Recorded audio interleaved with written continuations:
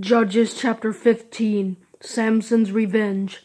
Later on, during the wheat harvest, Samson took a young goat as a gift and visited his wife.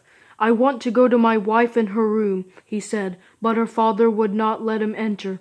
"I was sure you hated her," her father said, "so I gave her to one of the men who accompanied you. Isn't her younger sister more beautiful than she is? Why not take her instead?" Samson said to them, "This time I will not be responsible when I harm the Philistines." So he went out and caught 300 foxes. He took torches, turned the foxes tail to tail, and put a torch between each pair of tails. Then he ignited the torches and released the foxes into the standing grain of the Philistines. He burned up the piles of grain and the standing grain as well as in the vineyards and olive groves. Then the Philistines asked, "Who did this?" They were told, "It was Samson, the Timnite's son-in-law, because he has taken Samson's wife and given her to another man." So the Philistines went to her and her father and burned them to death. Then Samson told them, "Because you did this, I swear that I will not rest until I have taken vengeance on you." He tore them from limb with a great slaughter, and he went down and stayed in the cave at the rock of Etam. The Philistines went up, camped in Judah, and raided Lehi. So the men of Judah said, "Why have you attacked us?" They replied, "We have come to arrest Samson and pay him back for what he did to us." Then 3,000 men of Judah went to the cave at the rock of Etam, and they asked Samson, "Don't you realize that the Philistines rule over us?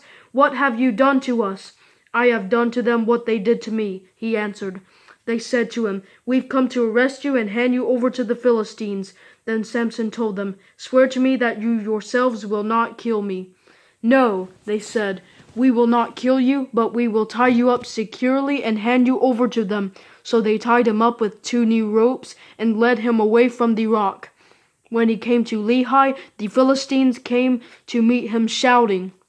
The Spirit of the Lord took control of him, and the ropes that were on his arms became like burnt flax, and his bonds have fell off his wrists. He found a fresh jawbone of a donkey, reached out his hand, took it, and killed 1,000 men with it. Then Samson said, "With the jawbone of a donkey, I have piled them in a heap. With the jawbone of a donkey, I have killed 1,000 men." When he finished speaking, he threw away the jawbone and named that place Ramath Lehi. He became very thirsty and called out to the Lord, "You have accomplished this great victory through your servant.